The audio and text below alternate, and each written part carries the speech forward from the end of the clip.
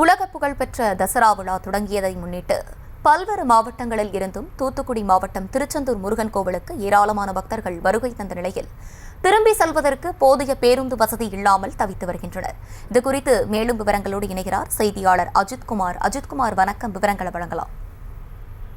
நிச்சயமாக அதாவது உலக புகழ்பெற்ற தசரா திருவிழா கொண்டாடப்படக்கூடிய தூத்துக்குடி மாவட்டம் திருச்செந்தூர் அருகில் உள்ள குலசேகரப்பட்டினம் தசரா திருவிழாவானது இன்று கொடியேற்றத்துடன் கோலாகலமாக காலையில் தொடங்கியது.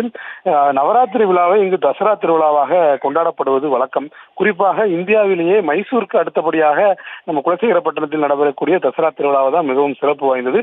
இந்த நிலையில் இந்த ஆண்டுக்கான தசரா திருவிழா இன்று காலை 10:30 மணி அளவில் கொடியேற்றத்துடன் தொடங்கியது. இந்த தசரா திருவிழாவிற்கு காப்பு மற்றும் காப்பு அணிவதற்காக தமிழகத்தின் பல்வேறு பகுதிகளிலிருந்து லட்சக்கணக்கான பக்தர்கள் அதிகாலை முதலே கோவிலில் குவிந்து கொடியேற்றத்தை கண்டு களித்தனர். தொடர்ந்து வெளியூர் பக்தர்கள் திரும்பி ஊர் செல்வதற்கான போக்குவரத்து வசதிகள் குறைவாக செய்யப்பட்டிருப்பதாக புகார்கள் எழுந்துள்ளது. லட்சக்கணக்கான பக்தர்கள் வருகையால் குலசேகரப்பட்டினம் முழுவதுமே போக்குவரத்து நெருக்கடி ஏற்பட்ட சூழ்நிலையில் பேருந்துகளுக்காக பக்தர்கள் 1 மணி நேரம் முதல் சுமார் 2 மணி நேரம் வரைக்கும் குலசேகரப்பட்டினம் புறநகர் சாலையிலே காத்திருக்கக்கூடிய சூழல் உருவாகியுள்ளது.